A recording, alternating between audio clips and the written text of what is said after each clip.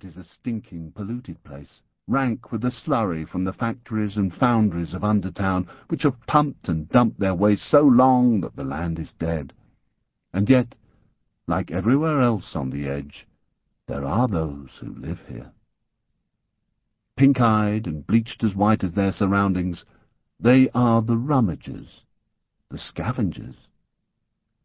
A few serve as guides, steering their charges across the desolate landscape of poisonous blowholes and sinking mud, before robbing them blind and abandoning them to their fate.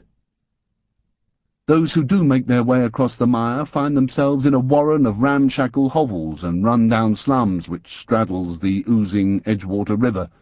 This is Undertown. Its population is made up of all the strange peoples, creatures, and tribes of the Edgeworld, crammed into its narrow alleys.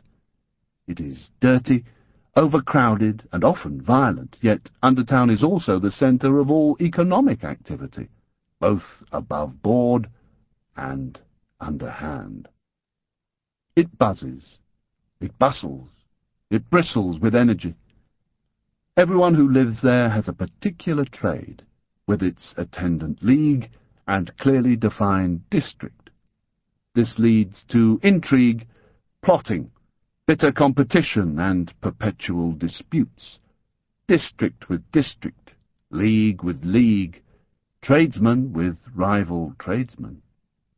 The only matter which unites all those in the League of Free Merchants is their shared fear and hatred of the sky pirates, who dominate the skies above the edge in their independent boats and prey off any hapless merchantmen whose paths they cross. At the centre of Undertown is a great iron ring, to which a long and heavy chain, now taut, now slack, extends up into the sky. At its end is a great floating rock. Like all the other buoyant rocks of the edge, it started out in the stone gardens, poking up out of the ground, growing, being pushed up further by new rocks growing beneath it, and becoming bigger still. The chain was attached when the rock became large and light enough to float up into the sky. Upon it, the magnificent city of Sanctifrax has been constructed. Sanctifrax, with its tall thin towers connected by viaducts and walkways, is a seat of learning. It is peopled with academics, alchemists, and apprentices, and furnished with libraries, laboratories, and lecture halls, refectories, and common rooms. The subjects studied there are as obscure as they are jealously guarded, and, despite the apparent air of fusty, bookish benevolence, Sanctifrax is a seething cauldron of rivalries, plot and counterplot, and bitter faction-fighting. The Deepwoods, the Edgelands, the Twilight Woods, the Mire and the Stone Gardens, Undertown and Sanctifrax, the River Edgewater, names on a map. Yet behind each name lie 1,000 tales, tales that have been recorded in ancient scrolls, tales that have been passed down the generations by word of mouth, tales which even now are being told. What follows is but one of those tales. Chapter 1. The Snatchwood Cabin. Twig sat on the floor between his mother's knees and curled his toes in the thick fleece of the Tilda rug. It was cold and draughty in the cabin. Twig leaned forwards and opened the door of the stove. "I want to tell you the story of how you got your name," his mother said. "But I know that story, mother mine," Twig protested. Spelder sighed. Twig felt her warm breath on the back of his neck and smelled the pickled tripweed she had eaten for lunch. He wrinkled his nose. Like so much of the food which the woodtrolls relished, Twig found tripweed disgusting, particularly pickled. It was slimy and smelled of rotten eggs. "This time it will be a little different," he heard his mother saying. "This time I will finish the tale." Twig frowned. I thought I'd already heard the ending. Spelda tousled her son's thick black hair. He's grown so fast, she thought, and wiped a tear from the end of her rubbery button nose. A tale can have many endings, she said sadly, and watched the purple light from the fire gleaming on Twig's high cheekbones and sharp chin. From the moment you were born, she began, as she always began, you were different. Twig nodded. It had been painful, so painful being different when he was growing up. Yet it amused him now to think of his parents' surprise when he had appeared. Dark, green-eyed, smooth-skinned, and already with unusually long legs for a wood troll.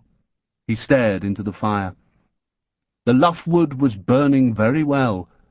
Purple flames blazed all round the stubby logs as they bumped and tumbled around inside the stove.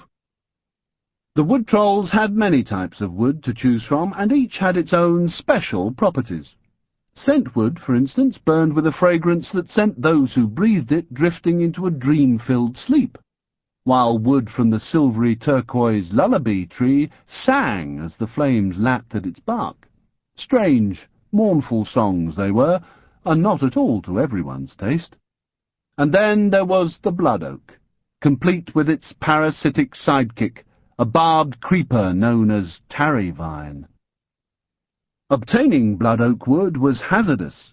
Any wood troll who did not know his wood lore was liable to end up satisfying the tree's love of flesh, for the blood oak and the tarry vine were two of the greatest dangers in the dark and perilous deep woods. Certainly the wood of the blood oak gave off a lot of heat, and it neither smelled nor sang, but the way it wailed and screamed as it burned put off all but a few. No, among the wood trolls, luffwood was by far the most popular. It burned well, and they found its purple glow restful. Twig yawned as Spelda continued her story. Her voice was high-pitched but guttural. It seemed to gurgle in the back of her throat. At 4 months you were already walking upright, she was saying, and Twig heard the pride in his mother's words. Most wood troll children remained down on their knuckles until they were at least 18 months old. But, Twig whispered softly. Drawn back inside the story despite himself, he was already anticipating the next part. It was time for the but.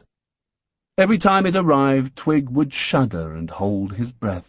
But, she said, although you were so ahead of the others physically, you would not speak. 3 years old you were, and not a single word. She shifted round in her chair. And I don't have to tell you how serious that can be. Once again his mother sighed. Once again Twig screwed up his face in disgust. Something Taghair had once said came back to him. Your nose knows where you belong. Twig had taken it to mean that he would always recognize the unique smell of his own home. But what if he was wrong? What if the wise old oak elf had been saying, in his usual roundabout way, that because his nose didn't like what it smelled, this was not his home? Twig swallowed guiltily. This was something he had wished so often as he'd lain in his bunk after yet another day of being teased and taunted and bullied. Through the window, the sun was sinking lower in the dappled sky. The zigzag silhouettes of the deep wood pines were glinting like frozen bolts of lightning. Twig knew there would be snow before his father returned that night. He thought of Tum-Tum, out there in the deep woods far beyond the anchor tree.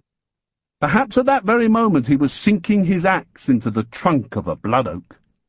Twig shuddered.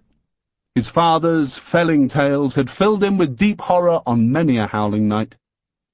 Although he was a master carver, Tum-Tum Snatchwood earned most of his money from the illicit repair of the sky pirates' ships.